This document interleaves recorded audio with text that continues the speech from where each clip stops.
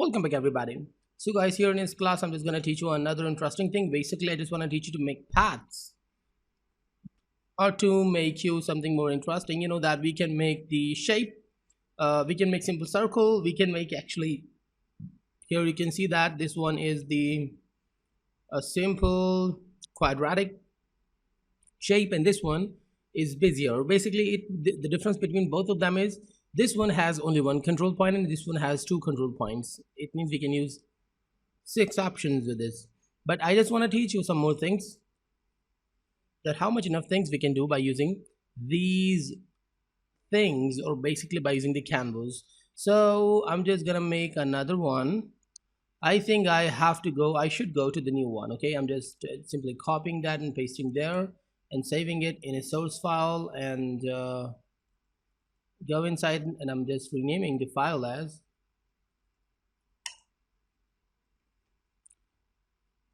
canvas1.html. Okay, it just saved. Close that. Now what I'm just gonna do, I'm just gonna delete all the previous ones, all of them.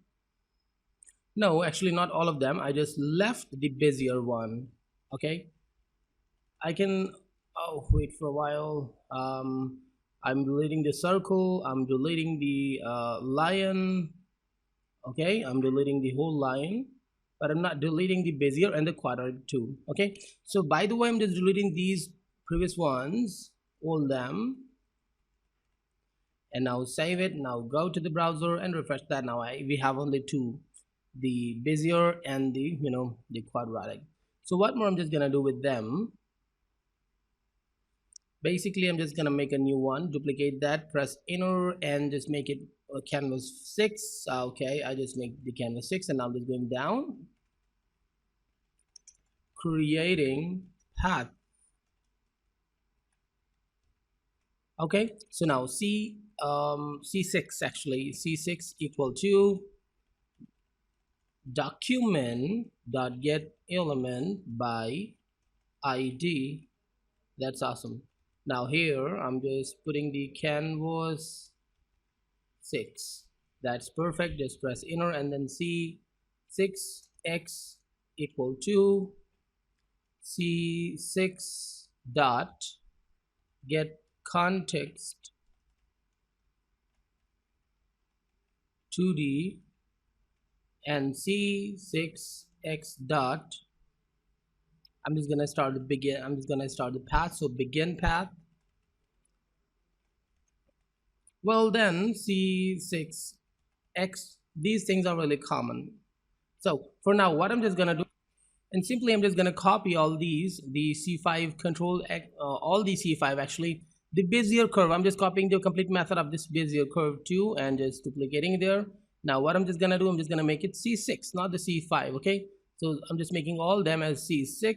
So what the next thing I just need to do is to, because all them are c6 now, so there are some elements, c5 elements, I'm just copying that and just going down and just pasting there, and then just making them c6 as well, c6. So I could use actually the quadratic 2 here. I just use the bezier, but I just want to teach you the interesting part now. Saving and going to the browser and refreshing the thing. I got the new element, but actually it's not working. Something's wrong we did, and we need to find where. Yeah, really simple, that we didn't create the c6x dot stroke. We didn't add this stroke yet, so now we edit the stroke. So go to the browser and refresh that. We got the element, and why it's not completed and what is the issue here?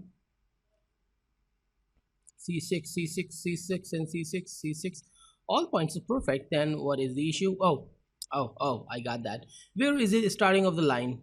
We didn't start the line actually, so we didn't use the move to c6x dot move to, because without move to, it's started from the control point only.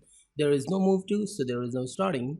So now in the move to, I'm just using the 0, 0 for now, and saving, going to the browser and refreshing that. Now you can see that it's actually gone to the top one. Now if I just add the 50 there, so save and now refresh that, you can see that it's actually updated the place in a X mode. I just want to update the place in a Y mode too, so I'm just using 150 and refreshing that.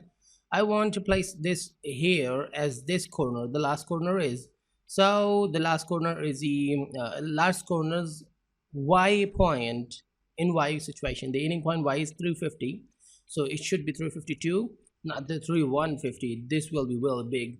Refresh that. I got this element in a perfect position. The next step I need to do is to simply, we've created the thing as the previous one. Now, after this Bezier, just focus what I'm doing after this basic. One thing more, I think I should do that. I'm just making this not 450, I'm just making it 750 for now, because I just want to make something really big. So you will see, refresh now, you can see that the element is there. No matter that our alignments has been disturbed, but thing I'm just gonna teach you, it can be big, and actually I just want to make you really think in really detail. So this is a good option.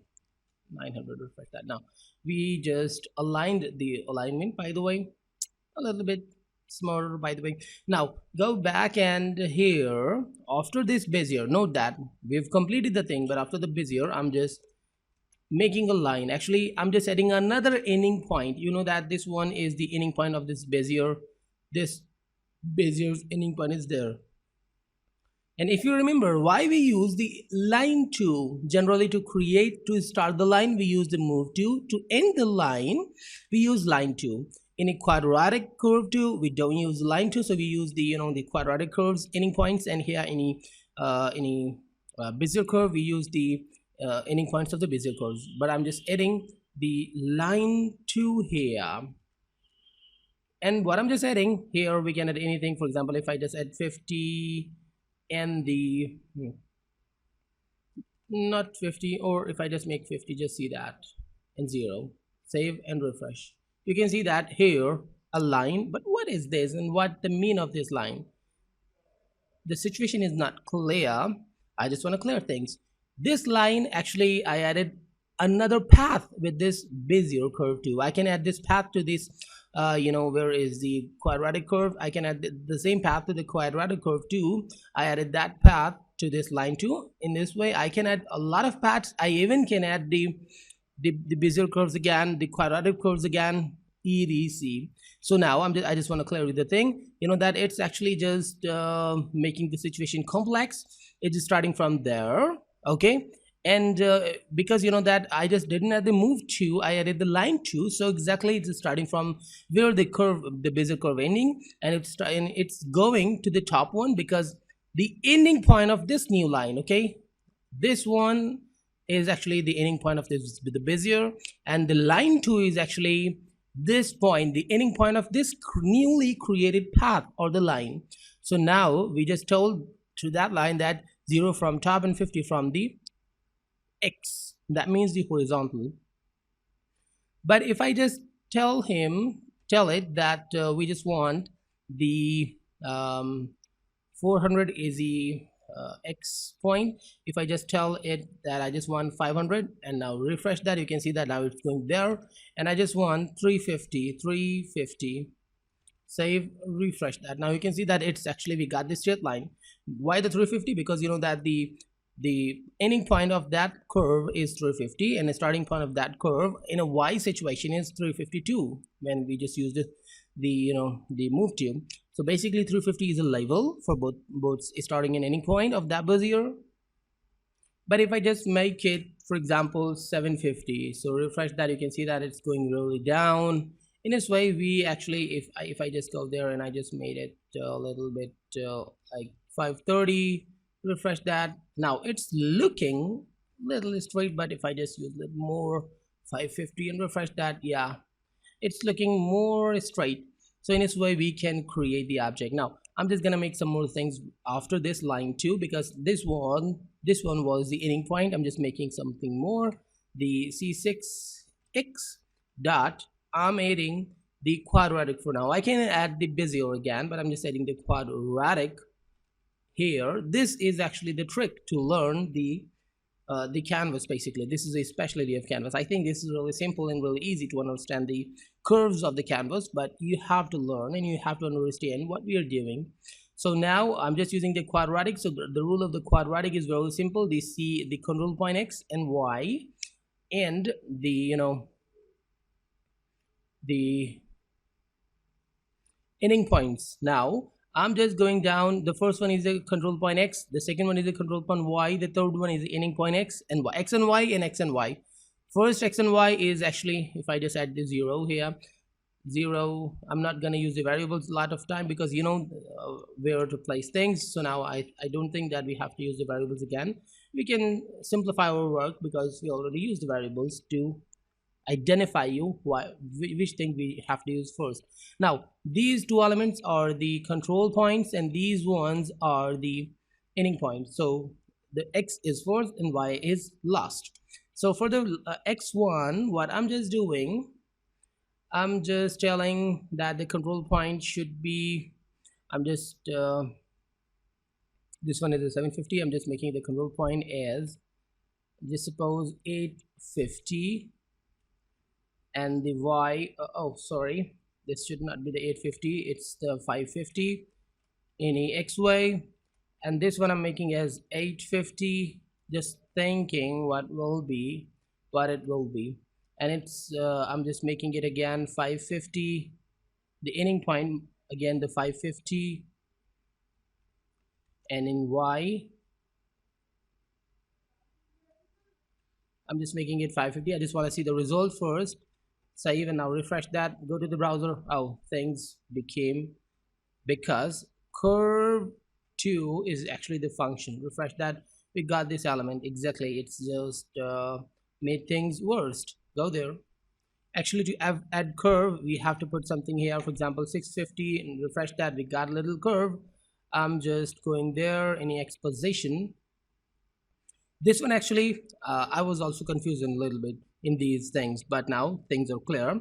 This line 2 is actually has the x of 550x. Okay, so if I just want to make this curve a little bit spready, so you can see that this is 550. I'm just gonna make it not 550 anymore, 750. So refresh that, I got the curve here. Okay, and now to manage these things I'm just picking up this one and making it a little far. 850, this was the old one, yeah, that is perfect. Actually 850. What happened here, if we focus, the x of the ending point is on 850, and this one the y is on 550. If you just want to make it a little top, so put the 350, so ending point will go top. If you just want to make it down, just put 750, just like that. Refresh that, now it's became very down. Actually it's now in front of the control point. Now one thing what I just want to clear you, because we are not using the move to here, so the control point is also the starting point here. Okay, so the starting point or the control points, x is now has a y is now has the same value of the ending point. You can see that both has 750. So now I'm just gonna put some values like 650 here and refresh that. Okay, it is looking fine. Or 550 or 750 is cool, but I'm just gonna make little things here. First of all, I'm just making this one as the 650, so refresh that. Okay, and just making this x as 750, and now refresh that. Things are near a little bit, and to make it more perfect, if I just use a 600, so refresh that. Okay, and just going there and just making it 650 and refresh that. Okay, now this one is a curve. So now I hope you understood that how we edit this curve. A little bit tricky, and yeah, I accept that it's actually a little bit confusing, but not a lot more. You have to consider these values, how they're working, and then you can get the point. Even from now we can add some more elements in this element, means in this shape we can easily add more elements like line 2. If you just want to add, I can teach you by adding line 2. If I add the line 2 again, so now where this curve is ending, it's ending on x 650, so it should be 750, and I'm just typing 850 for now. So refresh that, you can see that a new element here if I just put same values, so it won't be created because same values mean starting and ending are in the same position. So guys, I hope you understood how it works, how we can make paths and how we can make beautiful shapes. So you can make your own shape by using these techniques. We'll learn some more things in the next class. Stay tuned and goodbye.